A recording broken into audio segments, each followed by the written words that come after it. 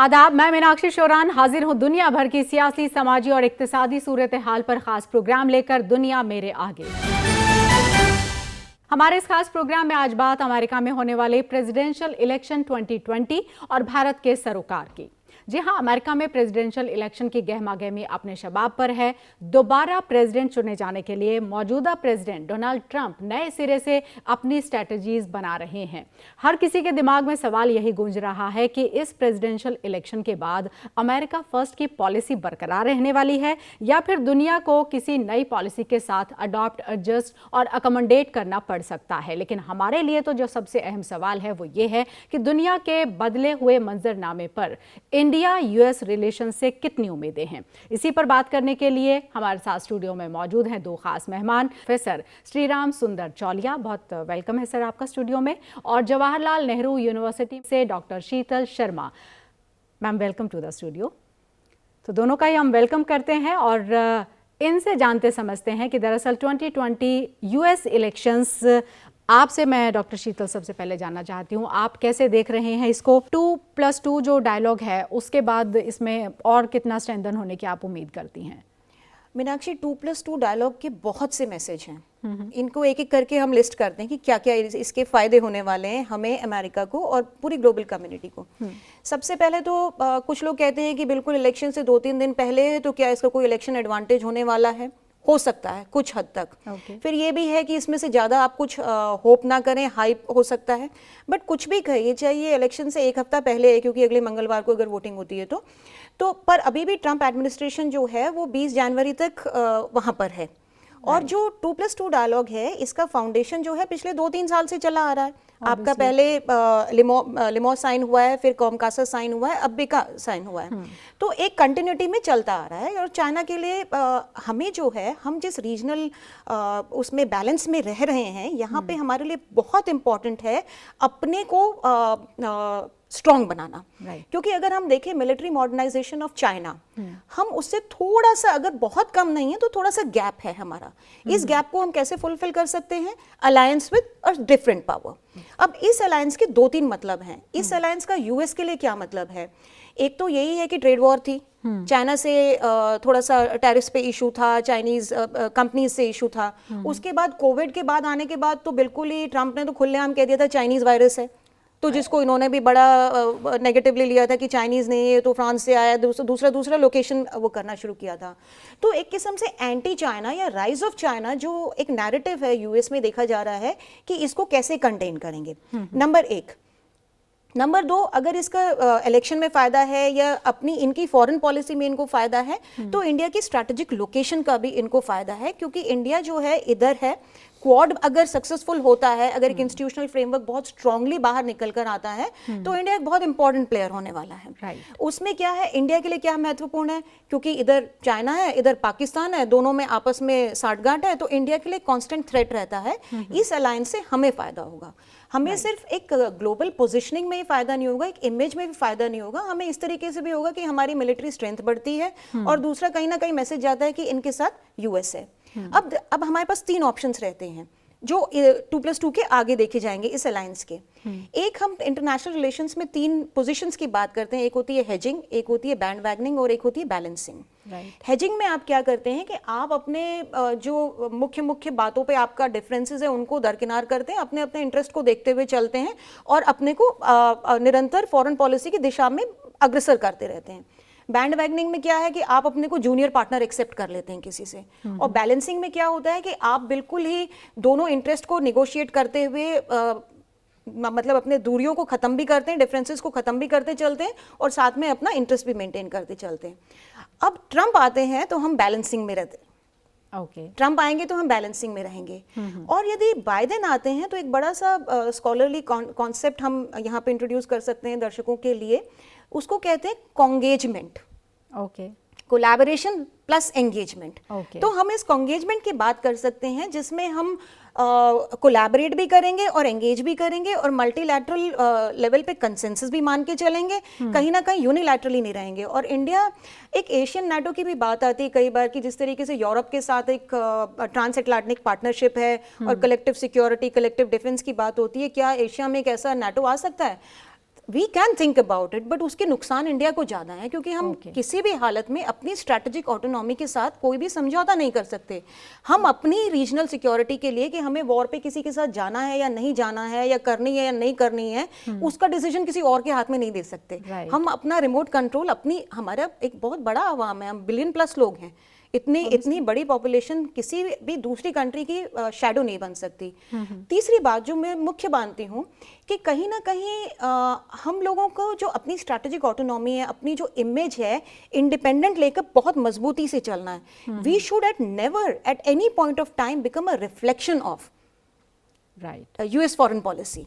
ठीक है, चाइना के उनके साथ अपने इश्यूज हैं, हमारे अपने इश्यूज हैं। चाइना के साथ पहली बार हमारे साथ बॉर्डर इशू इतना लंबा एस्केलेट हुआ है, अदरवाइज इतना नहीं होता था। 8-9 महीने is it pretty long time चलता रहता था। चाइनीज आते रहे, तंबू लगाते रहे, वापस चले जाते। ये एक उनका एक अलग तरीके का मिलिट्री मसल फ्लेक्सिंग की तरीका था उनका। बट इस बार जो है स्किर्मिश थोड़ा लंबा चला गया है, वो भी चाइनीज लीडरशिप के कारण कहिए, जिसके कारण भी बहुत से रीजंस हैं उसके भी। बट ये है कि जरूर अगर इनमें से जो भी आता है, इंडिया के साथ बायलैटरल है, वो दोनों का पॉइंट ऑफ कन्वर्जेंस है।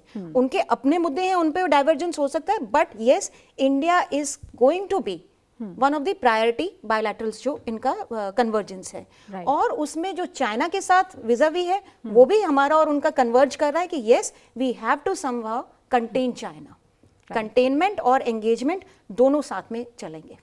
ओके, बहुत इंपॉर्टेंट पॉइंट हैं जो रेज किए गए मैम की तरफ से, और इसी पर आपसे मैं जो जानना चाहती हूँ वो यही है कि 2+2 से अब आगे बढ़ेंगे जब हम, तो उसके बाद क्योंकि जिस तरीके से चाइना का जिक्र इन्होंने किया और जिस तरीके से कि हम कहाँ पर हैं, तो हमारी जो फॉरेन पॉलिसी है, हमारी फॉरेन पॉलिसी भी हम लगातार कह रहे हैं कि जब से मोदी गवर्नमेंट है पिछले 6 साल से, हम लगातार हमारे जो डायमेंशंस हैं वो कहीं ज़्यादा खुले हैं। वो चाहे पर्सन टू पर्सन रिलेशन की बात कर लें या कंट्री टू कंट्री रिलेशन की बात कर लें, दो foreign policy is constant, but still वो हम देखते हैं उसमें कि एक जिसको हम कहते हैं कि एडिशनल स्पार्क नज़र आता है। तो वो क्या हम यहाँ पर उसी तरीके से कैरी फॉरवर्ड होते हुए देखेंगे, और जिस तरीके से हमने वर्कआउट किया है, हमने काम किया अपनी फॉरेन पॉलिसी पर, उसका एक असर होगा?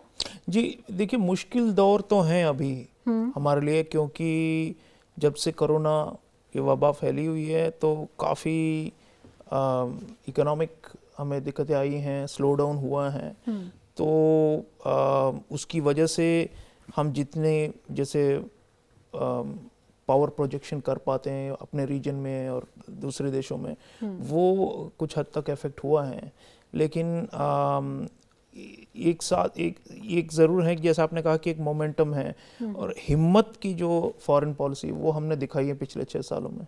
इसमें देखिए टफ चॉइसेस करने पड़ते हैं, और जिस तरह से शीतल जी ने कहा कि ये जो फाउंडेशनल मिलिट्री एग्रीमेंट्स है यूएस के साथ, ये देखिए 2002 में शायद पहला था, और उसके बाद 16, 18 और 20 जैसे लगातार एक लड़ी की तरह पिछले 4 सालों में 3 एग्रीमेंट साइन किए हैं।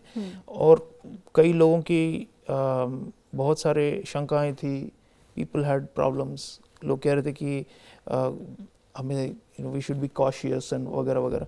लेकिन मोदी एडमिनिस्ट्रेशन का ये था कि देखिए क्लैरिटी ऑफ विजन होना चाहिए कि सबसे बड़ा हमारा कॉम्पिटिटर कौन है, सबसे बड़ा एडवर्सरी कौन है।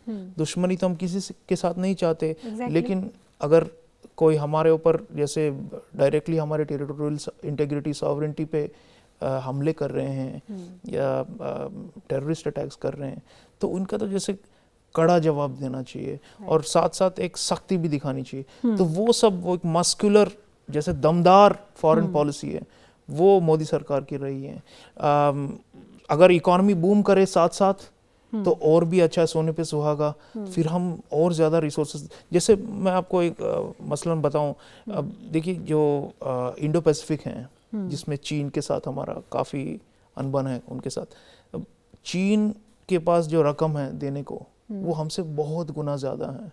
और छोटे छोटे जो आइलैंड नेशंस हैं इनमें और जितने डेवलपिंग कंट्रीज़ हैं पूरे एशिया भर में, अफ्रीका में, चीन ने फैला हुआ है अपना जो इन्फ्लुएंस, यूं मतलब पैसे फेंक कर। तो ये हमारी अभी वो काबिलियत नहीं है, क्योंकि जो इसलिए ज़रूरी है कि साथ साथ हम डोमेस्टिक इकोनॉमी पर बट भी इसका जोर दें। काउंटर इमेज हो सकता है, image is not with his side. हाँ, तो बिल्कुल, तो इसलिए हमें लोग ज़्यादा पसंद करते हैं, क्योंकि चीन को लोग समझते हैं कि अच्छा भाई, एक तरफ से ये नोट दिखा रहे हैं, दूसरी तरफ से ये हमारी जो जितने मिनरल्स हैं, स्ट्रेटेजिक रिसोर्सेज, ये सब हड़प लेते हैं। तो हमारी वो जो greedy and grabby kind of power है ना, वो इमेज नहीं है। तो इसका हमें फ़ायदा भी होता है। कई कंट्रीज़ बाहें खोल के बोलते हैं कि ये हिंदुस्तान आइए, आप हमारे साथ करिए, कारोबार करिए, इन्वेस्टमेंट करिए, मिलिट्री कोऑपरेशन करिए। तो ये सब हमने किया। अभी इंडियन ओशन रीजन में भी हमने इंटेलिजेंस शेयरिंग और Asia Africa growth corridor Modi सरकार की बड़ी पहल है, जिसमें जापान और हम मिलकर पूरा जो ये जो एरिया, चीन ने बहुत बड़ा अपना एक कनेक्टिविटी प्रोजेक्ट किया है, belt and road initiative BRI। तो वो भी एक जरिया है चीन को अपने आप को यहाँ पे हावी होने के लिए। और कई छोटे छोटे मुल्क हैं जिन्हें उन पे उन्होंने कब्जा ही कर लिया है ये कर्ज देकर। तो हिंदुस्तान का जो अप्रोच है वो काफ़ी अलग है। हम इस तरह का दबाव नहीं डालते किसी पर, और हमारी जो है इक्विटेबल पार्टनरशिप्स होती है। तो ये सब हम आगे लेकर चलेंगे। मुझे तो अमेरिका तो है, लेकिन अमेरिका के साथ जापान हमारे लिए बहुत ही अहम हो गया है।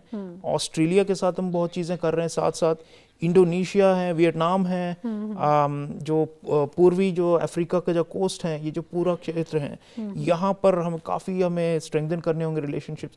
लेकिन डॉक्टर जयशंकर और मोदी जी ने साफ एक विजन लेकर चल रहे हैं कि अब जो है हमें कोई नहीं रोक सकता लॉन्ग टर्म में, मीडियम टर्म और शॉर्ट टर्म में जो इकोनॉमिक क्राइसिस हैं, ये जो कोरोना से जितना जल्दी हम रिकवरी करें फास्ट, उतना हम दौड़ सकते हैं। और ये जो जितने हमारी long term medium term goals है, ये हम हासिल कर सकते हैं। बिल्कुल। और कई बार शीतल जी, जो आपका एक पर्सनल कनेक्ट है वो बहुत इम्पॉर्टेंट होता है। और यहाँ पर हम देख रहे हैं कि वो क्योंकि हमारे प्राइम मिनिस्टर का पर्सनल कनेक्ट जिस तरीके से ट्रंप के साथ है, या शिंजो आबे के साथ है, या इजराइल के साथ जिस तरीके से, नेतन्याहू के साथ जिस तरीके से रहा, ये सब चीज़ें बिल्कुल एकदम पब्लिक आई में हैं और उनको शायद लोग उस तरीके से देखते भी हैं। तो किसी भी एक रिलेशन पर, किसी भी एक बायलेटरल रिलेशन पर ये जो स्ट्रॉन्ग पर्सनैलिटीज़ का इम्पैक्ट होता है, वो फॉरेन पॉलिसी को भी कई बार क्या ओवर पार कर देता है, और या जो हम मौजूदा समय में जिस तरीके से चीज़ों को देख रहे हैं उससे हम कहीं ज़्यादा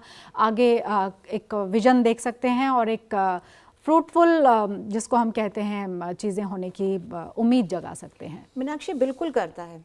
जो आदमी की एक पर्सनालिटी होती है, उसका इम्प्रेशन या उसका प्रभाव बहुत अच्छा पड़ता है, और कई तरीके से पड़ता है। जैसे मैं आपको 2-3 उदाहरण देती हूँ।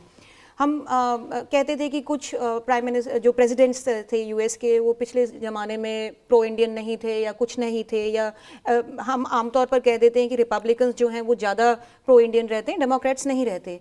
पर अगर आप इनको देखें, जॉन एफ कैनेडी को देखें पर्टिकुलरली, उन्होंने कितना एफर्ट किया उस ज़माने में।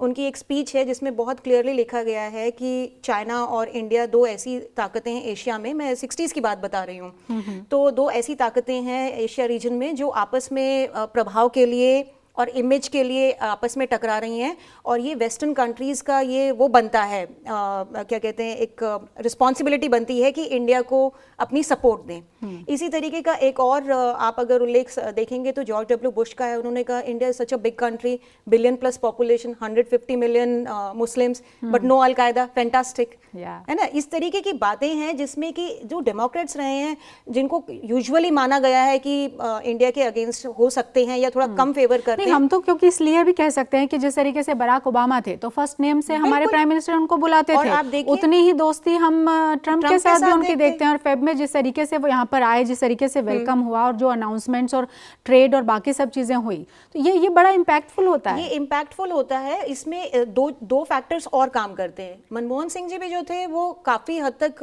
बाद में तो उन्होंने एक बार अपनी प्राइम मिनिस्टरशिप भी दाव पे लगा दी थी जब वोटिंग हुई थी न्यूक्लियर डील के ऊपर।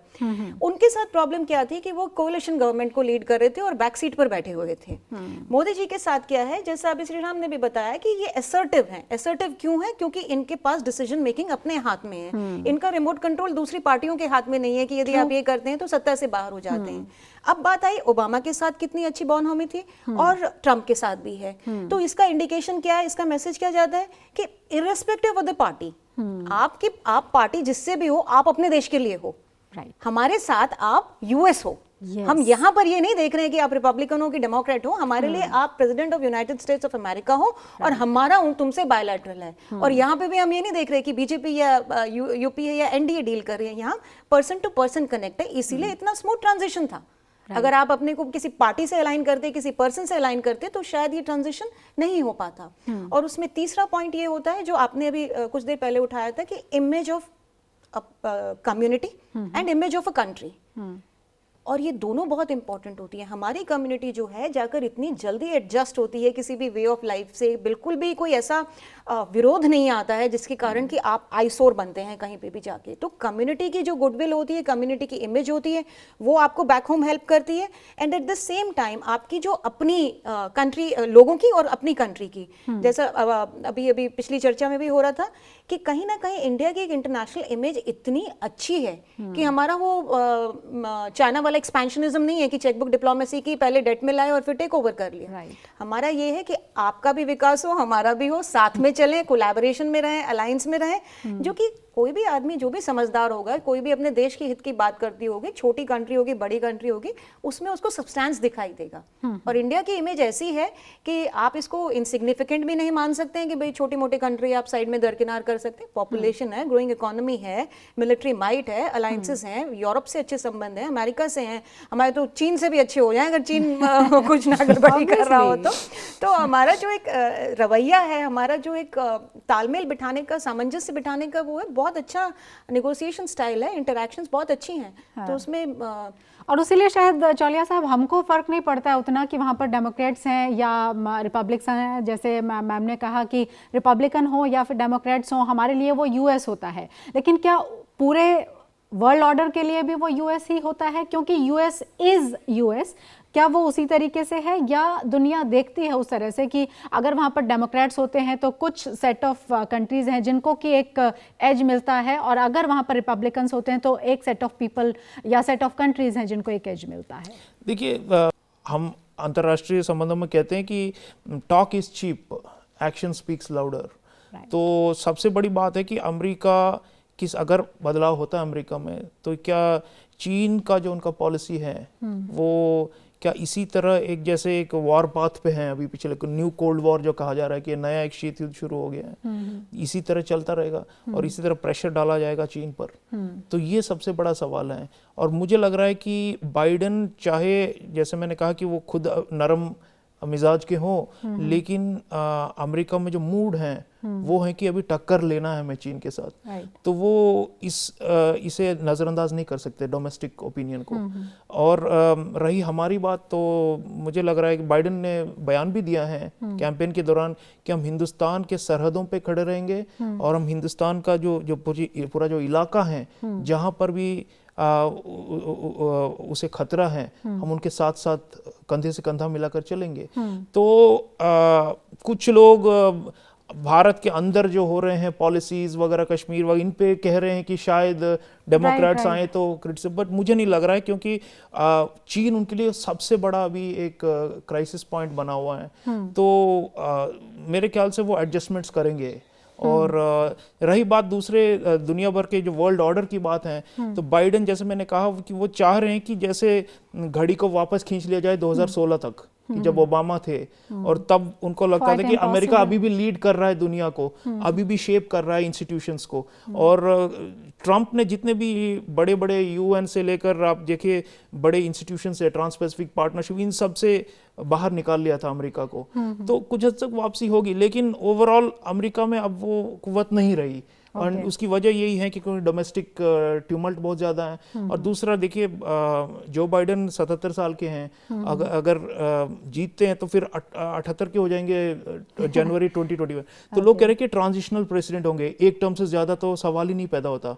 तो इसका मतलब है कि ये भी एक जैसे, और उन्हें कोरोना से भी जूझना है, अभी कोरोना से बाहर निकलना है, तो एक बड़ा सा एक ग्लोबल लीडरशिप का जो इनका जो ख्वाब रहता था और इनका जो किरदार हुआ करता था, अब नहीं एक्सपेक्ट कर सकते हम। इसीलिए वो ज़्यादा ऑफशोर बैलेंसिंग कहते हैं, जैसे हिंदुस्तान के साथ मिलकर या जापान को स्ट्रेंथन कर कर इस तरह की यूरोपियंस के साथ भी इनके काफ़ी ख़राब हो गए थे रिश्ते ट्रंप के 4 सालों में। अब वो थोड़ा बहुत मेकअप करना चाहेंगे, लेकिन हमें वो उस अमेरिका की उम्मीद नहीं करनी चाहिए कि एक ज़माने में जो था, जो एक कोलॉसस जो हम कहते थे, और जो 1990s में 2010 तक कम से कम जब से ये इकोनॉमिक क्राइसिस शुरू हुई, तो अब वो बात नहीं रही उनमें, लेकिन अभी भी ग्रेट पावर तो हैं, इसलिए हमारे लिए आसान हो जाता है। अब देखिए, अगर दो लगभग बराबर की ताकतें हैं, खासतौर पर एशिया में लगभग बराबर ही हैं, दुनिया भर में अलग बात है, मिलिट्री में अभी भी अमेरिका आगे हैं, लेकिन अगर चीन और अमेरिका में कांटे की टक्कर हैं, तो हमें जाहिर सी बात है हमें किसका साइड लेना है, क्योंकि हमारी जो थ्रेट है वो चीन से है। तो मुझे लग रहा है कि ये एक मल्टीपोलर वर्ल्ड ऑर्डर की तरफ हम जा रहे हैं, चाहे बाइडेन आए या फिर ट्रंप के 4 साल और हों, उससे कोई नहीं रोकता। अमेरिका अगर चाहे भी कि हमें यूनिपोलर या फिर अपना एक सिंगल सोल पावर का स्टेटस मेंटेन करें, वो अब देखिए वो जमाना निकल गया है। राइट। तो change is the only constant, और वो चेंज अब अमेरिका में हम रिजल्ट्स में देखेंगे या नहीं देखेंगे, उसके लिए थोड़ा सा हमको और इंतज़ार करना होगा। लेकिन कंक्लूडिंग रिमार्क आपकी तरफ से इस ओवरऑल एक पिक्चर में 2020 इलेक्शंस को देखते हुए क्या रहेगा मैम? 2020 इलेक्शंस बहुत इंपॉर्टेंट रहेंगे, क्योंकि अगर मैं ग्लोबल ऑर्डर की बात करूं, क्योंकि अमेरिका के डोमेस्टिक इश्यूज तो अमेरिकन्स अपने आप झेलेंगे, ग्लोबल ऑर्डर की बात करेंगे तो हाँ, अमेरिका अगर यहाँ पोजीशन पे है तो सेकंड नंबर थोड़ा उससे क्लोज आ चुका है, बट अभी तक अमेरिका को टच नहीं कर पाया है, क्योंकि एब्सोल्यूट और रिलेटिव दोनों सेंसेस में अमेरिका हार्ड पावर भी है और सॉफ्ट पावर भी है। सेकंड कंटेंडर कौन है? चाइना अपने को प्रोजेक्ट करता है, बट चाइना का रियल और प्रोजेक्टेड इमेज में काफ़ी अंतर है। ये जो चाइना के बारे में हम कहते हैं या चाइना को एक थ्रेट मानते हैं, उसमें काफ़ी अंतर है, क्योंकि अब तक कहीं पे भी ऐसी कोई इन्फॉर्मेशन पूरी पुष्टि के साथ बाहर नहीं आई कि चाइना में अपने इंटरनल प्रॉब्लम्स क्या हैं because of sensor on media and all these information. तो उस चीज़ को अगर असलियत में सामने ला सकते हैं तो जो डिफरेंस है वो फिर से बड़ा हो जाएगा। अभी तक जो कहा जा रहा है वो चाइना सेल्फ क्लेम है चाइना का। यूएस जो सुपीरियरिटी थी या पावर थी, सॉफ्ट हार्ड जो भी है, उसको वर्ल्ड मानता है, बट चाइना की जो है सेल्फ क्लेम्ड है, तो वो डाउटफुल है। तीसरा ये है कि चाइना में ज़रूर ये है कि थोड़ा सा अंतर कम करने की कोशिश की है। न्यूसेंस वैल्यू नॉर्थ कोरिया की, पाकिस्तान की काफ़ी हवा देता रहता है, बट उसकी इमेज जो है जो काफ़ी नोज डाउन कर चुकी है। और चाइना कभी भी सॉफ्ट पावर में जो है यूएस को कभी भी काउंटर नहीं कर सकता। आप हार्ड पावर में मिसाइल खरीद लीजिए, जहाज बना लीजिए, कुछ भी कर लीजिए, बट एक सॉफ्ट पावर का क्रेज जो होता है वो कभी भी नहीं। आज भी लोगों में अमेरिकन ड्रीम है, चाइनीज ड्रीम के बारे में आपने बिल्कुल नहीं सुना होगा। तो अमेरिका की एज रहेगी। हाँ, ये जरूर है कि प्रेसिडेंट एज ए पर्सनैलिटी कितना इफेक्ट कर पाता है डोमेस्टिक को या फॉरेन को, बट कहीं ना कहीं जो है वो ग्लोबल ऑर्डर में यूएस का जो है वो इन्फ्लुएंस रहेगा ही। क्योंकि पोस्ट वॉर क्या रहा है, इन्होंने कितना डोमिनेंट रोल प्ले किया है, हैंड होल्डिंग का रोल प्ले किया है, कि कहीं पे भी किसी अकॉर्ड में से भी ये वॉकआउट करते हैं तो कहीं ना कहीं एक स्क्रैम्बल मच जाता है कि वापस इनको लाया जाए, ताकि एक सेंस ऑफ ऑर्डर रहेगी। तो इसलिए थोड़ा एडवांटेज है यूएस को, वो कंटिन्यू रहेगा जब तक कि कोई एग्जैक्ट, कोई बहुत ही कंसोलिडेटेड इंटीग्रेटेड इमेज वाली मिडिल पावर राइज नहीं करती है और इनको एक्चुअल चैलेंज पोज करती है। And we can wish us luck the way we are rising. हम उम्मीद तो कर ही सकते हैं और करनी चाहिए भी। हम इतनी बड़ी डेमोक्रेसी, इतनी बड़ी कंट्री है, और जिस तरीके से एक इमेज बिल्ड हमारा हो रहा है, लेकिन बावजूद उसके, क्योंकि हम बात इंडो यूएस और ख़ास तौर से हम यूएस जो इलेक्शन है उनकी बात कर रहे हैं, तो आप कंक्लूडिंग रिमार्क सर क्या देंगे? जी देखिए, वर्ल्ड्स ओल्डेस्ट डेमोक्रेसी कहते हैं, और कई लोगों ने सवालिया निशान लगा रखा है कि क्या वहाँ पे डेमोक्रेसी फंक्शनल भी हैं, क्योंकि ट्रंप ने खुद भी कहा कि शायद ये इलेक्शन रिग हो जाए, और कई लोगों ने इस पर अभी चर्चा चल रहा है कि नतीजे कैसे होंगे और क्या ये फेयर रहेंगे। तो एक तरह से काफ़ी इंटरनली डाउट्स आ गई हैं, तो इन्हें क्लियर करना है, और इन्हें जैसे एक नया चैप्टर अगर खोलना है, चाहे अब हो या 4 सालों के बाद हो, तो इंडियन पर्सपेक्टिव में हम जाएं, तो हम तो चाहेंगे कि अमेरिका स्टेबल रहें और इन्फ्लुएंशियल रहें, और हम उनके साथ compete नहीं कर रहे हैं, तो लेकिन चीन कर रहे हैं। तो ये डायनामिक है हम तीनों की, एक ट्रायंगुलर डायनामिक है। और मुझे लग रहा है कि जो चाणक्य नीति है जो हम कहते हैं कौटिल्य का, वो यही है कि अभी फिलहाल के सिचुएशन में हमें अमेरिका के साथ जितने नज़दीकी रिश्ते बनाने हैं वो और करते रहें। और हम चाहेंगे अगर चेंज होता है यूएस इलेक्शन के बाद तो ठीक है, अगर चेंज नहीं आता तो अच्छी बात है। और मेरे ख्याल से हमने कंटिजेंसी प्लानिंग भी किया हुआ है, तैयार हैं हम। 2016 में थोड़ा सा हम भांप नहीं पाए क्योंकि ट्रम्प जो अजूबा सा फैक्टर आ गए थे, लेकिन बाइडेन को तो हम अच्छे से पहचानते हैं, उनकी जो माइंडसेट है वगैरह और जो कैंप है डेमोक्रेट्स को, तो मुझे लग रहा है कि मैनेज कर लेंगे हम। लेकिन सवाल ये है कि कितना फ़ायदा निकाल पाएंगे हम। अब आखिरकार ये रिश्ते जो हैं ये अपने आप में एंड नहीं है, it's a means to achieving something else which is India's rise. जो हमारा ये है कि we should be a leading power in the world. Narendra Modi ji का है स्लोगन लीडिंग पावर, कि हम जैसे इंडो पैसिफिक और वाइडर ग्लोबल ऑर्डर को ही हम शेप कर पाएँ। तो उसके लिए strong economic growth at home and stable America and strong coalitions and partnerships, तो ये अगर एक कोऑर्डिनेटेड फैशन में, अब कहते हैं ना स्ट्रैटेजी ये नहीं होती कि अच्छा भाई इनके साथ ये कर लिया, इनके साथ ये कर, इन सब का जो मिलाकर जो है फुल पिक्चर क्या है, इंडियाज राइज होना चाहिए। तो ये मेरा पूरा कॉन्फिडेंस है, मोदी जी से बेटर कोई नहीं कर सकता ये, तो हम तो साथ खड़े हैं। अब देखिए अमेरिका में क्या होता है। Right, so wait and watch, क्योंकि अब रिजल्ट जब आएंगे तब पता चलेगा कि वहाँ पर ट्रम्प एक बार फिर से अपने आप को रिपीट कर पाते हैं या फिर वहाँ पर हम एक चेंज देखते हैं और जो बाइडेन को देखते हैं। लेकिन अभी कुछ भी कहना जल्दी होगा। आप स्टूडियो में आई ma'am, thank you so much. Chaulia ji आपका भी बहुत बहुत शुक्रिया स्टूडियो में आने के लिए, हमसे बातचीत करने के लिए। तो आज की हमारी ये ख़ास पेशकश बस इसमें इतना ही। आप हम तक सजेशंस अगर भेजना चाहते हैं तो आप ज़रूर भेजिएगा हमें। हमारा ईमेल आईडी हम आपको बता देते हैं ddurduspecials@gmail.com। और इसी के साथ हमारी पूरी टीम को इजाज़त दीजिए। आदाब।